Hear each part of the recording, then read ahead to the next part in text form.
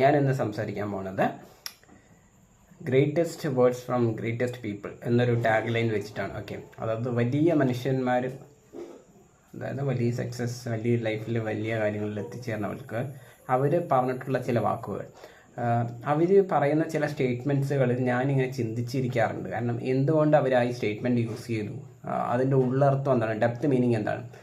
പല സ്റ്റേറ്റ്മെൻറ്റ്സിനും എനിക്ക് ചിലത് പെട്ടെന്ന് അത് ഇന്നത് കൊണ്ടാണ് മനസ്സിലാക്കാം, ചിലത് വളരെ കാലത്തിന് ശേഷമാണ് ഓക്കെ ഇതുകൊണ്ടാണ് അവർ അങ്ങനെ ഉദ്ദേശിച്ചെന്ന് പറയുന്നത്.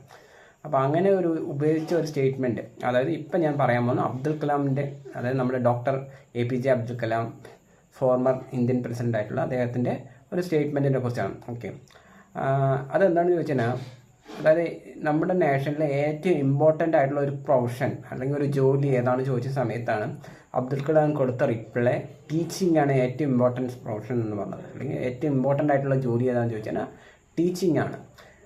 അതും പ്രൈമറി സ്കൂൾ ടീച്ചിങ്, അതായത് നമ്മുടെ ലോവർ ഗ്രേഡ്, ഏറ്റവും ചെറിയ സ്കൂളിൽ പഠിപ്പിക്കുന്ന ടീച്ചേഴ്സ്. ഓക്കെ, അപ്പോൾ ഞാൻ ഒരുപാട് ചിന്തിച്ചു. അതായത് നമ്മുടെ ഏറ്റവും വലിയ നേഷൻ, ആ നേഷനിലെ ഏറ്റവും ഇമ്പോർട്ടൻ്റ് ആയിട്ടുള്ള ഒരു ജോബ് എന്ന് പറയുന്നത് ടീച്ചിങ്, അതും സ്കൂൾ ലെവൽ ടീച്ചിങ്. ആ സ്കൂൾ ലെവലിൽ മാക്സിമം പഠിപ്പിക്കുന്നത് എന്തായിരിക്കും, മാക്സിമം ചെറിയ ചെറിയ കാര്യങ്ങൾ പഠിക്കേണ്ടത്, ABCD, കാക്ക ഗംഗ, അങ്ങനെ ബേസിക് ആയിട്ടുള്ള കാര്യങ്ങളാണ് പഠിപ്പിക്കേണ്ടാവുക. ഓക്കെ, അപ്പോൾ എങ്ങനെയാണ് ബേസിക് ആയിട്ടുള്ള കാര്യങ്ങൾ പഠിപ്പിക്കുന്ന ഒരു പീപ്പിൾസ് അല്ലെങ്കിൽ ആ ഒരു ജോബ് ചെയ്യുന്ന വ്യക്തികൾ ഇന്ത്യയിലെ ഏറ്റവും ഇമ്പോർട്ടൻറ്റ് പ്രൊഫഷനായിട്ട് അബ്ദുൽ കലാം ഡിഫൈൻ ചെയ്യപ്പെട്ടത്. എന്തുകൊണ്ട്? കാരണം നമുക്ക് വേണമെങ്കിൽ സയൻറ്റിസ്റ്റ് എന്ന് പറയാം, പൊളിറ്റീഷ്യൻസ് എന്ന് പറയാം, IAS ഓഫീസേഴ്സ് എന്ന് പറയാം, ഇവരാണ് ഇമ്പോർട്ടൻറ്റ് പ്രൊഫഷൻ, ബിസിനസ് പീപ്പിൾസ് എന്ന് പറയാം, ഇതെല്ലാം പറയാം. എന്തുകൊണ്ടാണ് ഈ ബേസിക് ആയിട്ടുള്ള കാര്യങ്ങൾ ഇൻവോൾവ് ചെയ്യുന്ന ടീച്ചേഴ്സാണ് ഇന്ത്യയിൽ ഏറ്റവും ഇമ്പോർട്ടൻ്റ് ആയിട്ടുള്ള പ്രൊഫഷൻ എന്ന രീതിയിൽ അബ്ദുൽ കലാം പറയാനുണ്ടായ കാരണം. അതെനിക്ക് ഓവർ ടൈം ഞാൻ അതിൽ ചിന്തിച്ചുകൊണ്ടേയിരുന്നു. അതിന് വൈ കുറേ കാലത്തെ ഒരു പലതരത്തിലുള്ള ചിന്തകളിലൂടെ മേ ബി ഇതായിരിക്കാം എന്നായിരുന്നു. കാരണം ഒരു ഹ്യൂമൻ ബീങ്, ഓക്കെ, ഒരു ഹ്യൂമൻ ബീങ് അയാൾ എന്താകണം എന്ന് തീരുമാനിക്കപ്പെടുന്ന ഒരു ഏജ് ഉണ്ട്. ഓക്കെ, ആ ഏജിലാണ് മാത്രമേ ആ വ്യക്തിയിൽ ആൾട്ടറേഷൻ നടക്കുകയുള്ളൂ, അല്ലെങ്കിൽ ഏതെങ്കിലും തരത്തിലുള്ള ഒരു കറക്ഷൻ നടക്കുകയുള്ളൂ, ഒരു പുതിയ വിത്തിട്ട് വളർത്തിയെടുക്കാൻ പറ്റുള്ളൂ. വൺസ് ആ ഏജ് കവറപ്പ് ചെയ്ത് കഴിഞ്ഞാൽ പിന്നെ അവരെ ഒരു തരത്തിലും ബെറ്റർ ആക്കാൻ പറ്റില്ല. കാരണം ആ ഏജിൻ്റെ ഒരു ലെവലിലാണ് അവർക്ക് ഒരു കറക്ഷൻ പ്രോസസ്സ് നടക്കുക. ആ ഏജിലാണ് അവർ എന്താകണം എന്ന് ഡിഫൈൻ ചെയ്യപ്പെടുന്ന ഏജ്. അവിടെയാണ് ആൾക്കാർ, അതായത് ആ ഏജ് വരെ നമ്മൾ മറ്റൊരാളെ കേൾക്കുകയുള്ളൂ. ഓക്കെ, ഒരു പർട്ടിക്കുലർ ഏജ് വരെ നമ്മൾ മറ്റൊരു വ്യക്തി പറയുന്നത് കേൾക്കും, അവരെന്താണെന്നുള്ളതിനെ നമ്മൾ ഫോളോ ചെയ്യും. ഇങ്ങനെ ചെയ്തുകൊണ്ട് ഒരു പർട്ടിക്കുലർ ഏജ് കഴിഞ്ഞ് കഴിഞ്ഞാൽ ഒരു ഹ്യൂമൻ ബീങ് എപ്പോഴും അവരുടെ രീതി, ഇതെൻ്റെ രീതി, എൻ്റെ രീതി, എൻ്റെ രീതി എന്നുള്ളൊരു തോട്ടിലേക്കായിരിക്കും പോകാം.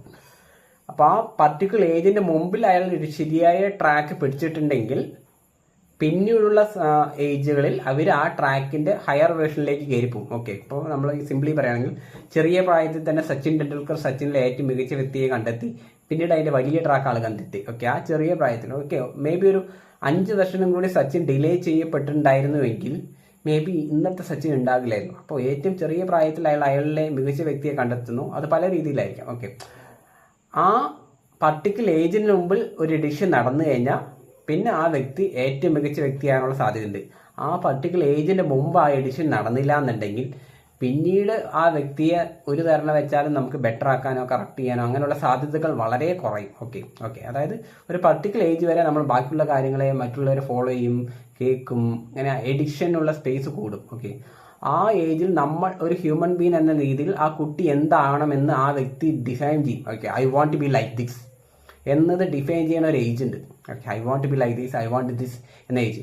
ആ പർട്ടിക്കുലർ ഏജിനുള്ളിൽ അയാൾക്കൊരു നല്ല definition, I want to be like this എന്ന ഒരു ഇമോഷനാണ് ശരി, ഡ്രീംസ് ആണ് ശരി, അംബിഷൻസ് ആണ് ശരി, ഗോൾസ് ഒക്കെ സെറ്റ് ചെയ്യപ്പെട്ട് കഴിഞ്ഞാൽ പിന്നീട് വരുന്ന ജീവിതത്തിൽ, അതായത് അതിനുശേഷം വരുന്ന ഏജുകളിൽ അയാൾ അതിൻ്റെ പിന്നാലെ പോയിക്കോളും. പിന്നെ അയാൾ നോക്കിക്കോളും എല്ലാ കാര്യങ്ങളും. പക്ഷേ ഈ സെറ്റിംഗ് നടക്കേണ്ടത് പ്രയർ ഏജിൽ നടക്കണം, യങ്ങർ ഏജിൽ നടക്കണം. ഓക്കെ, ഒരു ലേറ്റർ ഏജിൽ ഒരിക്കലും ഒരാൾ അംബീഷ്യസ് ആയി മാറില്ല. ഇപ്പം അംബീഷ്യസ് ആയിട്ടുള്ള എല്ലാ പീപ്പിൾസും ലൈഫിൽ അച്ചീവ് ചെയ്യുന്ന വ്യക്തികളൊക്കെ ചോദിച്ചാൽ അതെല്ലാം അവൻ്റെ ചൈൽഡ്ഹുഡ് ഡ്രീം ആയിരിക്കും. അവൻ്റെ ചെറിയ പ്രായത്തിലുണ്ടായ ഡ്രീംസാണ് അവർ അച്ചീവ് ചെയ്യാൻ പോകുന്നത്. അല്ലാണ്ട് ഒരു പർട്ടിക്കുലർ ഏജിന് ശേഷം ആർക്കും ഡ്രീംസ് വരില്ല.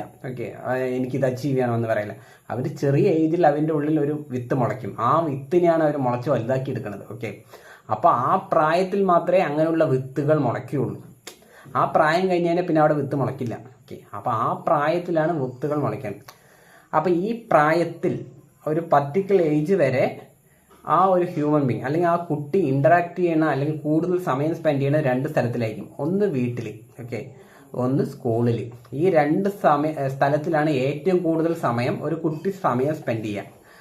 മേ ബി കുറച്ച് കാലം കൂടി മുമ്പ് വരെ, ഇപ്പം എങ്ങനെയാണെന്ന് പറഞ്ഞാൽ വേറെ ഒരുപാട് കാര്യങ്ങളുണ്ട്, പക്ഷെ മുമ്പ് വരെ ഒരുപക്ഷെ അബ്ദുൽ കലാം നമ്മുടെ ആൾ ജീവിച്ചിരുന്ന കാലം വരെയൊക്കെ നമ്മുടെ ഒരു സോഷ്യൽ ആയിട്ടുള്ള ലൈഫ് അങ്ങനെയാണ്. കാരണം ഒരു 10, 15, 12 വയസ്സുകളിലെ കുട്ടി പറഞ്ഞാൽ മേ ബി ഒരു 30% ടൈം വീട്ടിലാണെന്നുണ്ടെങ്കിൽ 70% ടൈം സ്കൂളിലായിരിക്കും. ഓക്കെ, അപ്പോൾ 70% സമയം ആ ഒരു ഏജിലുള്ള കുട്ടി സ്പെൻഡ് ചെയ്യണത് സ്കൂളിലാണ്. അതായത് ടീച്ചേഴ്സിൻ്റെ ഒപ്പം ആയിരിക്കാം, നമ്മുടെ സഹപാഠികളുടെ ഒപ്പം ആയിരിക്കാം.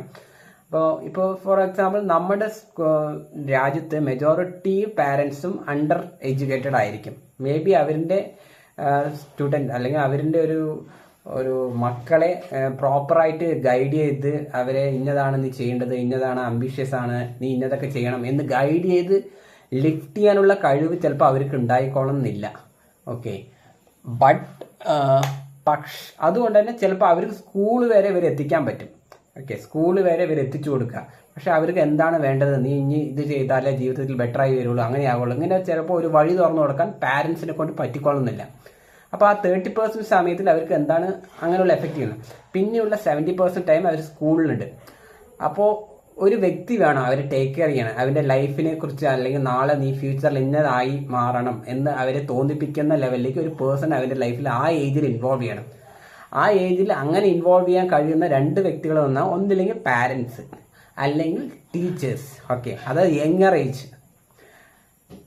പാരൻസ് ചിലപ്പോൾ ഇന്നേബിൾ ആയിരിക്കാം, കാരണം അവർക്ക് ഒരു കരിയർ സെറ്റ് ചെയ്ത് കൊടുക്കുക, ഡ്രീം സെറ്റ് ചെയ്ത് കൊടുക്കുക, ഇതിലൊക്കെ അവർ എത്രത്തോളം എത്ര പാരൻസിന് അതൊക്കെ ചെയ്യാൻ പറ്റും ചോദിച്ചാൽ ചിലപ്പോൾ ലിമിറ്റഡ് ആയിരിക്കും. ചിലപ്പോൾ പാരൻസ് ചിലപ്പോൾ സ്റ്റുഡൻസിന് അത്രയും കെയറോടെ നോക്കില്ല, സ്കൂളിലേക്ക് വിടുക എന്നുള്ളത് അല്ലാതെ നീ അംബിഷനായി മാറുക, ഗോൾ അച്ചീവ് ചെയ്യുക, അങ്ങനെയൊക്കെ സെറ്റ് ചെയ്യണം, അങ്ങനെ ചിലപ്പോൾ ടേക്കറല്ല.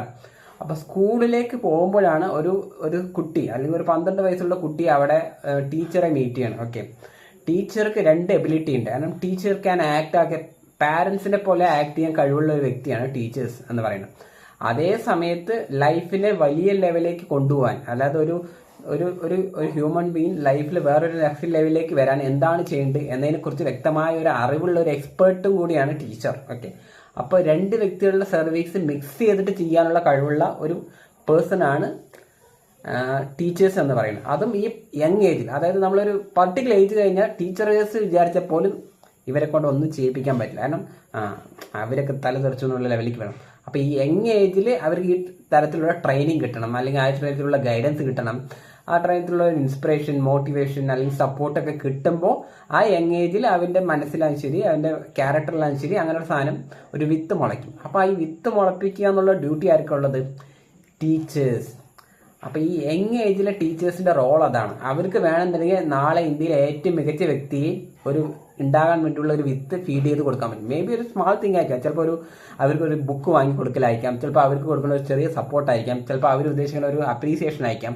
ഈ ഒരു ചെറിയ കാര്യം മതിയാവും അവരെ ഒരു ഏറ്റവും മികച്ച വ്യക്തിയായിട്ട് ഫ്യൂച്ചറിൽ വളർന്നു വരാനുള്ള ഒരു വിത്ത് അവിടെ മുളയ്ക്കാൻ വേണ്ടിയിട്ട്. ചെറിയ പ്രായത്തിൽ എനിക്ക് എൻ്റെ ചെറിയ പ്രായത്തിൽ അങ്ങനെ ഒരുപാട് കോംപ്ലിമെൻറ്റ്സ് കിട്ടിയിട്ടുണ്ടായിട്ട് ടീച്ചേഴ്സ് ഉണ്ടായിരുന്നു, എന്നെ അത് ഭയങ്കരമായിട്ട് ഇൻഫ്ലുവൻസും ആയിട്ടുണ്ട്. ഓക്കെ, അപ്പോൾ ആ യങ് ഏജിലുള്ള ടീച്ചേഴ്സിൻ്റെ ഡ്യൂട്ടി എന്ന് പറയുക, അല്ലെങ്കിൽ അവർക്ക് മാത്രം കഴിവുള്ള ഒരു എബിലിറ്റിയാണ് ഒരു ഫ്യൂച്ചറിലുള്ള പേഴ്സണെ അവർക്ക് ഇപ്പോൾ ക്രിയേറ്റ് ചെയ്യാം. ഫ്യൂച്ചറിൽ അവർ വലിയ ആളായിട്ട് വരും. ഓക്കെ, ഇപ്പോൾ ഏതൊരു വ്യക്തിയും വലിയ ആളാവുന്ന സമയത്ത് അവർ ഏറ്റവും ബാക്കിലേക്ക് പോയി പറയുന്ന ഒരു ഗ്രാറ്റിറ്റ്യൂഡ് ഉണ്ട് അവരുടെ ബിഗിനിങ് സ്റ്റേജിൽ. ഓക്കെ, ഞാൻ ഇന്നതുപോലെ ആഗ്രഹിച്ച സമയത്ത് എന്നെ സപ്പോർട്ട് ചെയ്തത് ഇന്ന ആളാണ് യങ്ങർ ഏജിൽ. അത് അവൻ്റെ ഏറ്റവും ബേസിക് ലെവൽ പഠിപ്പിച്ച ടീച്ചേഴ്സ് ആയിരിക്കും പല ഫീൽഡിലായാലും ശരി. ഇപ്പോൾ ഈ ഇടയ്ക്ക് രഞ്ജി ട്രോഫി കഴിഞ്ഞ സമയത്ത് അതിൽ നമ്മുടെ നിസാർ എന്നൊരു ബാറ്റ്സ്മാൻ ഉണ്ട്. അയാളുടെ ഏറ്റവും ഫസ്റ്റ് പഠിപ്പിച്ച കോച്ചിന് താങ്ക്സ് പറഞ്ഞിട്ടുള്ള ഒരു സ്പീച്ചാണ്. ഏറ്റവും ബേസിക് പഠിപ്പിച്ചു കൊടുത്ത ആളാണ് അതാണ്. കാരണം ആ സമയത്ത് ഒരു ക്രിക്കറ്റ് കളിക്കാനുള്ള ഡ്രീംസ് ചിലപ്പോൾ സെറ്റ് ചെയ്യാനുള്ളതൊക്കെ ഭയങ്കര ഹെൽപ്ഫുൾ ആയിട്ടുള്ള ഈ പേഴ്സൺ ആയിരിക്കാം. അപ്പോൾ ഏറ്റവും യങ് ഏജിൽ അങ്ങനെ ഒരു സപ്പോർട്ട് കിട്ടുക പറഞ്ഞത് ഒരു സ്റ്റുഡൻസിൻ്റെ അല്ലെങ്കിൽ ഒരു കുട്ടിയുടെ റൈറ്റ്സ് ആണ്, അതിൻ്റെ സ്ട്രെയിൻസ് ആണ്, അതിൻ്റെ ഡിസയറാണ് ആ സമയത്ത് കിട്ടുക. ആ സമയത്ത് കിട്ടിയില്ലെങ്കിൽ പിന്നെ കഴിഞ്ഞു, ഗെയിം ഓവറാണ്. അപ്പോൾ ആ സമയത്ത് നമ്മളെ ഹെൽപ്പ് ചെയ്യാൻ കഴിയുന്നത് ആരാന്ന് ചോദിച്ചാൽ അത് ടീച്ചേഴ്സാണ്. അപ്പോൾ ഈ പ്രൈമറി സ്കൂളിലുള്ള ടീച്ചേഴ്സ് വിചാരിച്ചു കഴിഞ്ഞാൽ ഏറ്റവും ബെറ്റർ പീപ്പിൾസ് ഇന്ത്യയിൽ ക്രിയേറ്റ് ചെയ്യപ്പെടും. ബെറ്റർ സിറ്റിസൺസ്, ബെറ്റർ ഇൻഡിവിജ്വൽ, നല്ല ലൈഫിൽ വലിയ വലിയ ലെവലിൽ എത്തുന്ന പീപ്പിൾസിനെ എല്ലാം ക്രിയേറ്റ് ചെയ്യാൻ ആരാന്ന് ചോദിച്ചാൽ ഈ ലോവർ ലെവലിൽ പഠിപ്പിക്കുന്ന ടീച്ചേഴ്സാണ്. അവരുടെ കയ്യിലുണ്ട് ഇന്ത്യ എന്നതെന്ന്. ഓക്കെ, മേ ബി അവരാരാൻ ചെയ്യാം, ഫ്യൂച്ചറിൽ ഏറ്റവും ബെറ്റർ പൊളിറ്റീഷ്യൻസ് ആവാം, ഫ്യൂച്ചറിൽ ഏറ്റവും നല്ല ആക്ടേഴ്സ് ആവാം, സയൻറ്റിസ്റ്റ് ആവാം, IAS ഓഫീസേഴ്സ് ആവാം, പോലീസുകാരാവാം.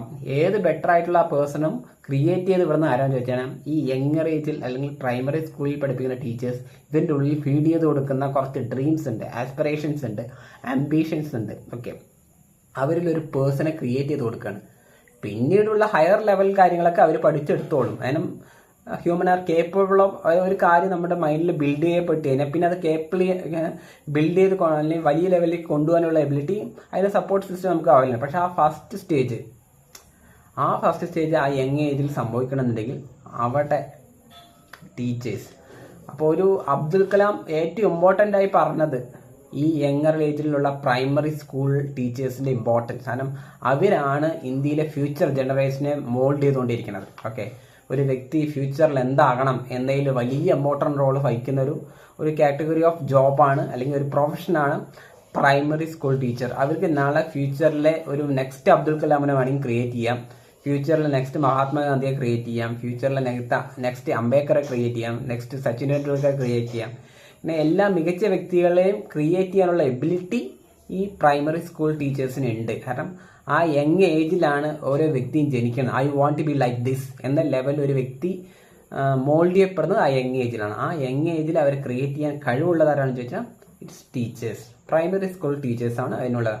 അപ്പോൾ ഇന്ത്യയുടെ ഒരു ജനറേഷൻ, ഫ്യൂച്ചർ ജനറേഷൻ ആരാണ് ഡിസൈഡ് ചെയ്യാൻ ഏറ്റവും ഇമ്പോർട്ടൻ്റ് ആരാണെന്ന് ചോദിക്കുമ്പോൾ അതിൽ ഏറ്റവും ഇമ്പോർട്ടൻറ്റ് പ്രൊഫഷനായിട്ട് ഈ പ്രൈമറി സ്കൂൾ ടീച്ചേഴ്സിൻ്റെ റോൾ വളരെ ഇമ്പോർട്ടൻ്റ് ആണ്. നമ്മൾ വേണമെങ്കിൽ വലിയ വലിയ കാര്യങ്ങൾ പറയാം, നമുക്ക് വേണമെങ്കിൽ പൊളിറ്റീഷ്യൻസിന് പറയാം, നമുക്ക് വേണമെങ്കിൽ മീഡിയയെ പറയാം, നമുക്ക് വേണമെന്നുണ്ടെങ്കിൽ സിനിമയെ പറയാം, അങ്ങനെ ഇൻസ്പിറേഷണൽ ആയിട്ടുള്ള കാര്യം പറയാം. അങ്ങനെ അതൊക്കെ ഫിനിഷിംഗ് സ്റ്റേജിൽ വരുന്ന പ്രൊഫഷൻസാണ്. പക്ഷേ ഏറ്റവും ബേസിക് ആയിട്ടുള്ള കാര്യങ്ങൾ സ്റ്റാർട്ടിംഗ് സ്റ്റേജ് ആരാ ചെയ്ത് കൊടുക്കുന്നതെന്ന് വെച്ചാൽ അത് ഒബിയസ്ലി ഈ ടീച്ചേഴ്സ് തന്നെ ആയിരിക്കും. അപ്പോൾ ദിസ് ഈസ് മോസ്റ്റ് ഇമ്പോർട്ടൻറ്റ്. അതായത് അബ്ദുൽ കലാമിൻ്റെ പോയിന്റ് ഓഫ് വ്യൂവിൽ most important profession in India അല്ലെങ്കിൽ എന്ന് ചോദിച്ചു കഴിഞ്ഞാൽ അത് പ്രൈമറി സ്കൂൾ ടീച്ചേഴ്സിൻ്റെ ജോലി തന്നെയാണ്. വളരെ important and most valuable. May be they are under paid. Okay, അപ്പോൾ അവർ ഏറ്റവും കൂടുതൽ ശമ്പളം മേടിക്കുന്ന ഒരു ജോലി ചെയ്യുന്ന വ്യക്തികളായിരിക്കില്ല. പക്ഷേ ഇന്ത്യയുടെ രാജ്യത്തെ വാർത്തെടുക്കുന്ന ഒരു പീപ്പിൾസ് ആരാണെന്ന് ചോദിച്ചു കഴിഞ്ഞാൽ അതിൽ ഇവരായിരിക്കും ഏറ്റവും ഇമ്പോർട്ടൻ്റ് ആയിട്ടുള്ള peoples. Okay, these are my, അതായത് അബ്ദുൽ കലാം സർ പറഞ്ഞ വാക്കുകളെ എൻ്റെ ഇൻ്റർപ്രിട്ടേഷനാണ്. മേ ബി പുള്ളിക്കാരൻ ഉദ്ദേശിച്ചതാണോ എന്ന് എനിക്കറിയില്ല, ബട്ട് ഇതായിരിക്കും എന്നാണ് എൻ്റെ വിശ്വാസം. കാരണം they are the most important people. അല്ലെങ്കിൽ ഒരു ജോബ് ഏതാണെന്ന് ചോദിച്ചാൽ അത് ഒബിയസ്ലി തന്നെയാണ്. കാരണം യങ്ങർ ഏജിൽ ഒരു ഹ്യൂമനെ സപ്പോർട്ട് ആവശ്യമാണ്. ആസ്പിറേഷൻ കിട്ടാൻ വേണ്ടി, മോട്ടിവേഷൻ കിട്ടാൻ വേണ്ടി, ബെറ്റർ അംബിഷൻസ് മനസ്സിൽ വരാൻ വേണ്ടി, ബെറ്റർ ഗോൾസ് ലൈഫിൽ സെറ്റ് ചെയ്യാൻ വേണ്ടി. ഇത് സെറ്റ് ചെയ്ത് കഴിഞ്ഞാൽ ഓട്ടോമാറ്റിക്കലി ഹ്യൂമൻ ഓടിക്കോളും. പക്ഷെ ഇത് സെറ്റ് ചെയ്യപ്പെടുന്ന അത്ര ഈസി അല്ല. I know it. കാരണം എൻ്റെ ചെറിയ പ്രായത്തിൽ സച്ചിൻ ടെണ്ടുൽക്കറെ കണ്ടുമുട്ടി അല്ലെങ്കിൽ സച്ചിൻ ടെണ്ടുൽക്കറെ കുറിച്ച് അറിഞ്ഞതുകൊണ്ട് മാത്രമാണ് ഈ ലൈഫിൽ ബെറ്റർ കാര്യങ്ങളെക്കുറിച്ച് ഞാൻ ചിന്തിച്ചിട്ടുള്ളൂ. മേ ബി ആ യങ് ഏജിൽ എൻ്റെ സച്ചിൻ ടെണ്ടുൽക്കറെ എന്നെ സംബന്ധിച്ചിടത്തോളം സച്ചിൻ ടെണ്ടുൽക്കർ ഒരു ടീച്ചറും കൂടിയാണ്. ഓക്കെ, നോട്ട് എന്നെ ഡയറക്റ്റായി പഠിപ്പിച്ചില്ലെങ്കിൽ is a teacher, you want to be like this, ഇങ്ങനെയൊക്കെ ഒരു നമുക്കൊരു പാഠങ്ങൾ പഠിപ്പിച്ച് തന്ന ഒരു വ്യക്തിയും കൂടിയാണ് സച്ചിൻ ടെണ്ടുൽക്കർ. എനിക്കൊരു ടീച്ചറും കൂടിയാണ്. ഓക്കെ, അപ്പോൾ ആ എൻ്റെ ഒരു 10 വയസ്സ് 12 വയസ്സുള്ള സമയത്ത് സച്ചിൻ ടെണ്ടുൽക്കറെ കുറിച്ച് ഞാൻ അറിയാനും കേൾക്കാനും ഇടയായതുകൊണ്ട് മാത്രമാണ് I am become ambitious at a younger age. Okay, അപ്പോൾ മുതൽ I want to be like this, I want to do this എന്നൊരു തോട്ട് നമ്മുടെ മൈൻഡിലേക്ക് വരുന്നത്. ഓക്കെ, അപ്പോൾ ആ യങ് ഏജിൽ വരുന്ന സപ്പോർട്ട് വരുന്ന ടീച്ചേഴ്സ് ഇറ്റ്സ് എ ബിഗ് അവരോടുള്ള ഒരു ഗ്രാറ്റിറ്റ്യൂഡായിട്ടും ഈ വീഡിയോ ഞങ്ങൾ ചെയ്യും.